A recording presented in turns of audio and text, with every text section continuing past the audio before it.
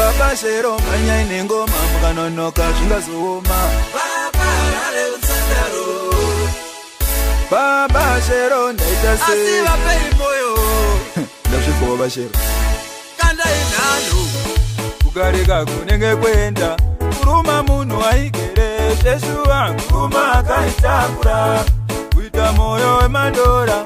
kudya muti wagere ukanganwa ndiwo achakurira naime vana vangu monditi ndiri muroyi nekuti nhasi unokanda chembera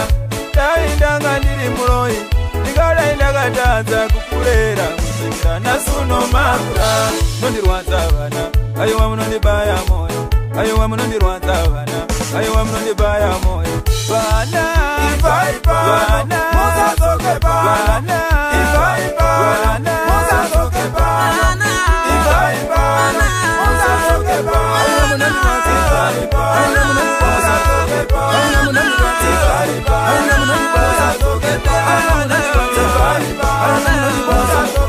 kwebaya ndakapotsa ndafa ndine nhumbu yako ndichisafa kweva kusha wako nifafa wakura nhasi wavazigafa zaitatsa kana kucha chikafu kushaya nguve kutura befu wakura nhasi wava netsafu kutadzakana kutenga hufu nhasi unoone masensi wotondichinjira langweji wotondivharira mukechi wotondikanda musuwechi wondiona kunge semu echi auna kwako kunge kapechi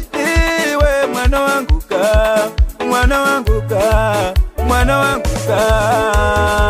vana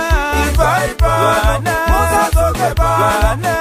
vana musazokepa vana musazokepa vana musazokepa vana musazokepa vana musazokepa vana musazokepa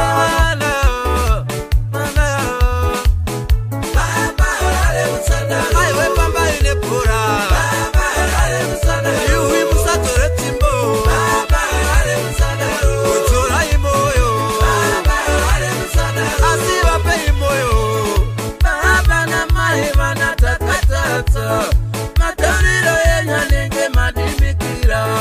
taishitarini didishikoepa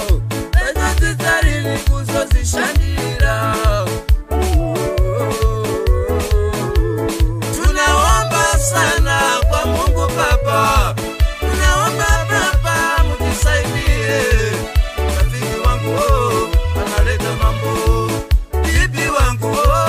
analeta mambo, matoto wangu sana analeta mambo. Vana vana musazokepa vana vana musazokepa vana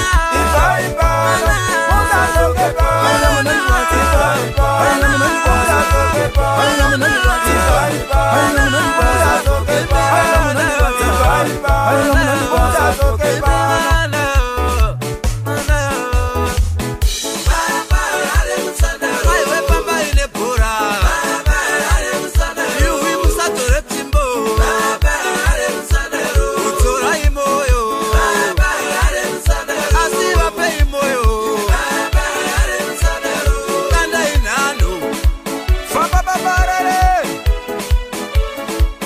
Baba Shero, La City, Big Things Records, Mtara Nacho, Pamashoko.